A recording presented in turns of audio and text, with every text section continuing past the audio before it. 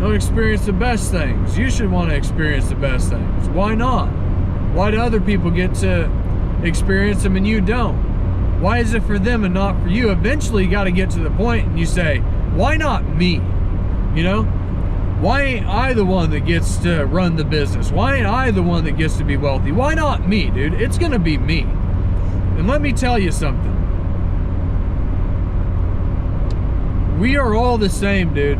We just have different habits, okay? And if you follow somebody else's blueprint, you can have what they have. It's just about following in their path, learning the correct knowledge, finding somebody who's done it before you, learning from them, and then you can pave the way. With discipline, willpower, the correct routines, the correct knowledge at the right times, and perseverance, dude. You can get there in the right guidance, dude. You can get there. You can have what they have. You should start looking at success and like a formula or a recipe, dude.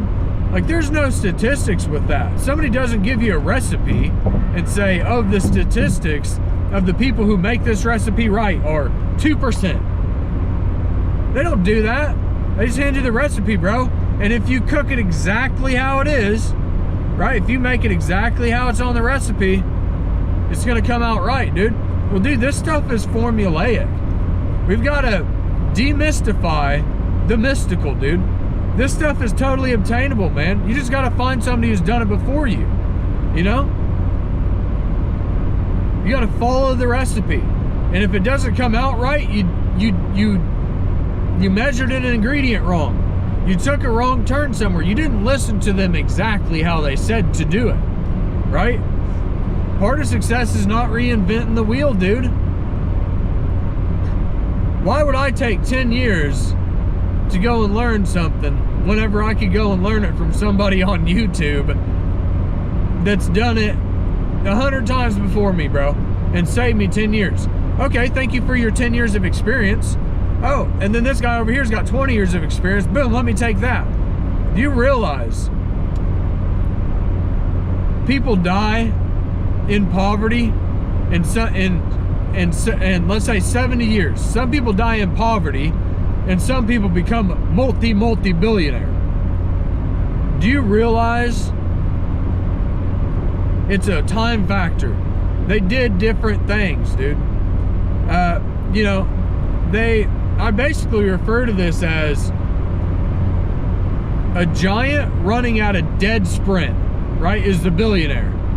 And then the little guy is the guy who tries to reinvent the wheel, and he takes 10 years to figure out what somebody's already done. He tries to come up with an invention for rubber and a new molecular structure, and he's like, oh, I came up with rubber. And then he tries to invent the wheel itself and put the rubber on the wheel. That's already been done, dude. Like, what the hell? The reason they make so much progress is they plug and play it. They don't have to reinvent the wheel. Their ego's not in the way of things, dude, right? And the guy that dies in poverty, 100 of his steps is like one of the giant steps, okay? And the giant's at a dead sprint, right? You got to learn how to compound your time. You do it through OPM, other people's money, other people's time, right? Not reinventing the wheel. Gather a team of advisors so you don't have to be the expert in everything and wear all the hats, right? You got an accountant, let him be the accountant, dude. Make sure he's a badass accountant. He knows his shit. He's worked with the type of corporations you've worked with, bro, right? Like, all of these things do compound that time factor, compound and leverage your time to the fullest extent using technology. Do you realize a brick and mortar business? Do you realize a brick and mortar business only has a radius of maybe 50 miles, 100 miles? There's only going to be so many people that access that business. Your potential is literally capped, dude, demographically. If I'm on the internet, that damn website is open 24/7, 365 days to 8 billion people. And a click, that shit adds up fast, okay? Leveraging stuff, dude. Leveraging technology, man. Like, leveraging knowledge. All of this stuff compounds so massively over time. the compound interest aspect, not only is with money, but there's a compound effect with our habits and our leverage aspects, and what we do over time compounds. Dude, it's a crazy thing, man. Like, but it's a true thing. With our health and fitness, man, it compounds. A good book is called The Compound Effect. It's by Darren Hardy, dude. You got to check it out. Check that out. Another one is going to be Atomic Habits. The author's name slips my mind right now.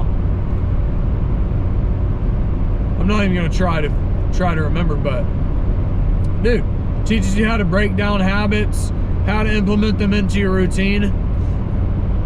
I actually read that book and I was like, damn, I've been doing the same exact thing this guy's talking about the whole damn time.